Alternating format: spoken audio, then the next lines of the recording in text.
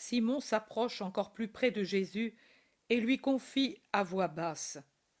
Maître, moi, Simon-Pierre et moi, nous espérions faire quelque chose de bon. Mais toi qui sais tout, dis-moi, dans combien d'heures penses-tu être capturé? Avant que la lune ne soit au sommet de son arc. Simon fait un geste de douleur et d'impatience pour ne pas dire de dépit. Alors, tout a été inutile. Maître, je vais t'expliquer. Tu as presque reproché à Simon-Pierre et à moi de t'avoir laissé seul dans ces derniers jours. Mais nous nous éloignons pour toi, par amour pour toi. Pierre, dans la nuit de lundi, impressionné par tes paroles, est venu me trouver pendant mon sommeil, et il m'a dit, toi et moi, je me fie à toi, nous devons faire quelque chose pour Jésus. Même Judas a dit vouloir s'en occuper. Oh, pourquoi n'avons-nous pas compris alors? Pourquoi ne nous as-tu rien dit, toi?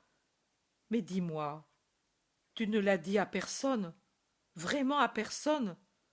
Peut-être l'as-tu compris seulement il y a quelques heures. Je l'ai toujours su, avant même qu'il fût au nombre des disciples. Et pour que son crime ne fût pas parfait, du côté divin et du côté humain, j'ai cherché de toutes les manières de l'éloigner de moi. Ceux qui veulent que je meure sont les bourreaux de Dieu. Lui, mon disciple et ami, est aussi le traître, le bourreau de l'homme, mon premier bourreau, car il m'a déjà fait mourir par l'effort de l'avoir à côté de moi, à ma table, et de devoir le protéger de moi-même contre vous. Et personne ne le sait. Jean, je le lui ai dit à la fin de la scène. Mais qu'avez-vous fait? Simon dit. Et Lazare? Il ne sait vraiment rien, Lazare. Aujourd'hui, nous sommes allés chez lui.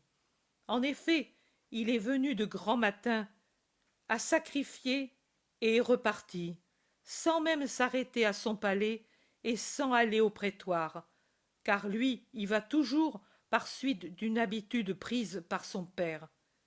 Et Pilate, tu le sais, est dans la ville ces jours-ci.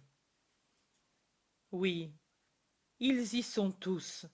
Il y a Rome, la nouvelle Sion avec Pilate. Il y a Israël avec Caïphe et Hérode.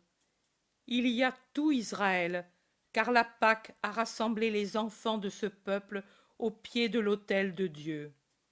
As-tu vu Gamaliel? Oui. Pourquoi me le demandes-tu? Je dois le revoir aussi demain. Gamaliel, ce soir, est à Bethphagée, je le sais.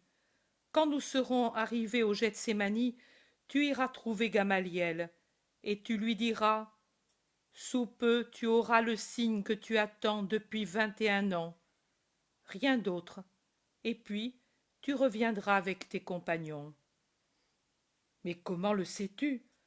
Ô maître, mon pauvre maître, qui n'a même pas le réconfort d'ignorer les œuvres d'autrui. Tu dis bien, le réconfort d'ignorer, pauvre maître, car il y a plus d'œuvres mauvaises que de bonnes. Mais je vois aussi celles qui sont bonnes, et je m'en réjouis. Alors tu sais que, Simon, c'est l'heure de ma passion. Pour la rendre plus complète, le Père me retire la lumière à mesure qu'on approche. D'ici peu, je n'aurai que ténèbres et la contemplation de ce que sont les ténèbres, c'est-à-dire tous les péchés des hommes. Tu ne peux, vous ne pouvez pas comprendre.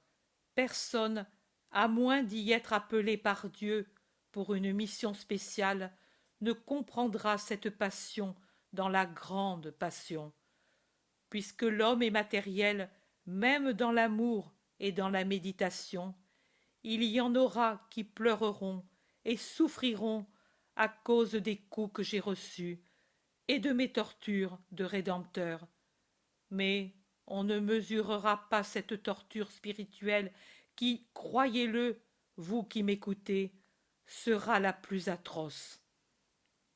Parle-moi donc, Simon, guide-moi sur les sentiers où ton amitié est allée pour moi, car je suis un pauvre qui perd la vue et qui voit des fantômes, et non des choses réelles.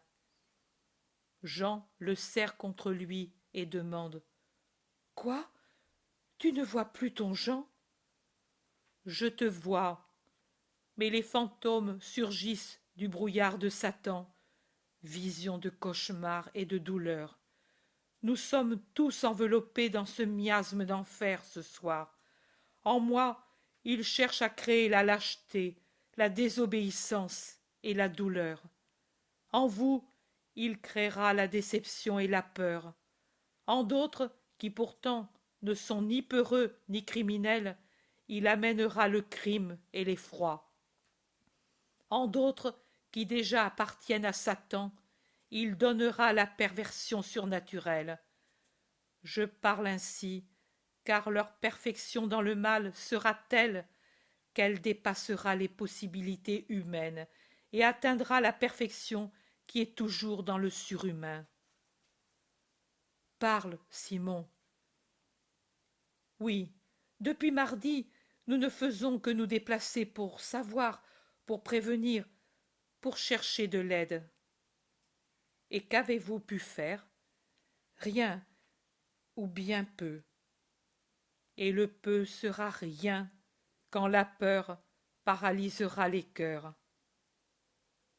Je me suis heurté aussi à Lazare, la première fois que cela m'arrive. Heurté, car il me paraît inerte. Lui pourrait agir. C'est un ami du gouverneur. C'est toujours le fils de Théophile. Mais Lazare a repoussé toutes mes propositions. Je l'ai quitté en criant « Je pense que l'ami dont parle le maître, c'est toi. Tu me fais horreur. » Et je ne voulais plus retourner chez lui. Mais ce matin, il m'a appelé et m'a dit « Peux-tu encore penser que je suis le traître ?» J'avais déjà vu Gamaliel, et Joseph, et Chouza, et Nicodème, et Manahan, et enfin ton frère Joseph, et je ne pouvais plus croire cela. Je lui ai dit « Pardonne-moi, Lazare, mais je sens ma pensée bouleversée plus que quand j'étais moi-même un condamné. Et c'est ainsi, maître. Je ne suis plus moi. » Mais pourquoi souris-tu? Parce que cela confirme ce que je t'ai dit auparavant. Le brouillard de Satan t'enveloppe et te trouble. Qu'a répondu Lazare? Il a dit « Je te comprends. Viens aujourd'hui avec Nicodème.